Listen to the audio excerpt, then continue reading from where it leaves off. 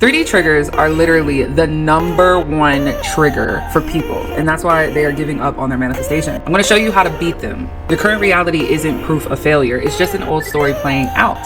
Here's how to rise above it.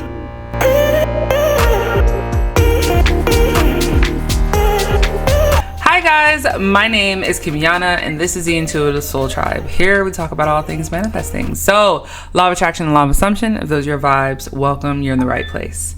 The 3D equals your current physical reality, obviously, right? The triggers are things like bills, lack, silence from SP, or anything that makes you doubt. These are echoes of your past thoughts, not proof of your future. And I think a lot of people get that mixed up. When you are looking at the 3D, it means you're constantly looking at the 3D and you're not thinking about what you want and you're not staying in your end. You're just, oh, well, here's another bill. Oh, well, here's another sign that I only have -7 in my bank account. Oh, here I am messaging my person. Where's the reply back? It's been 48 hours.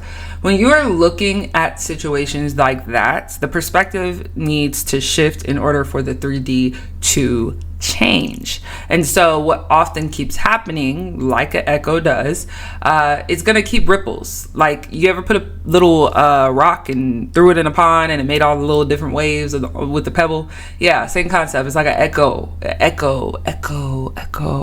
so that's what's happening in your 3D. It's an echo of your past thoughts, not proof of your future. And so if you were thinking doubt, if you were thinking fear, even if it was just 2 seconds ago, that's what's going to ripple back towards you. For my people who are anime lovers, you know Meliodas has this ability. Whatever punch you give him, whatever thing you hit him with, whatever power, magical thing you have, he has the ability to give you back that ×10.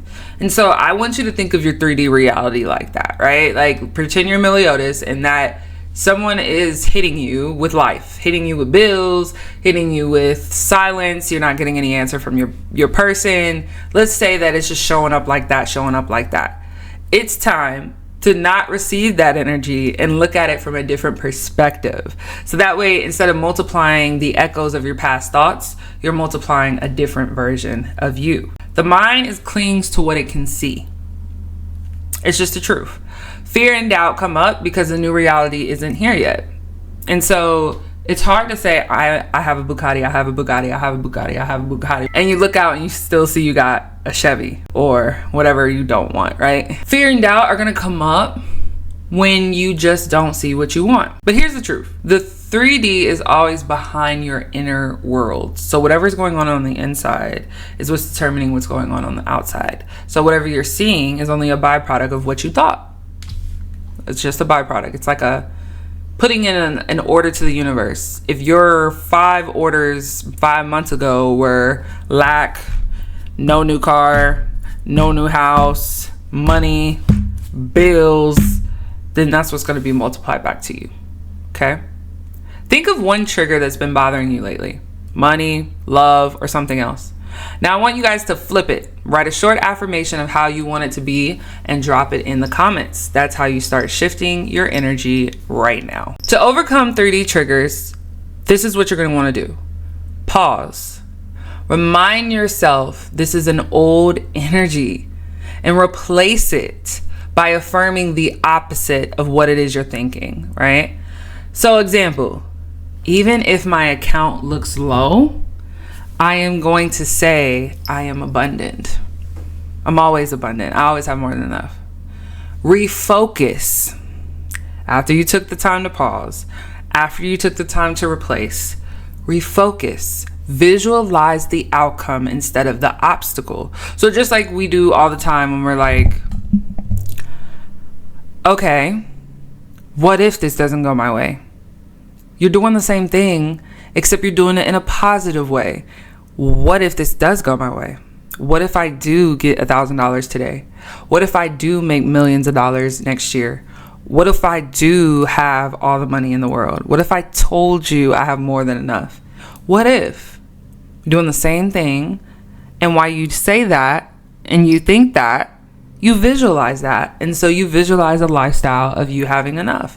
What does that look like? Get all your stuff together, put it under wraps, and make sure it's a present thing that you're doing. Here's how you turn the triggers into fuel. This is my favorite part. Every time you notice a trigger, treat it as a chance to practice alignment. Listen closely.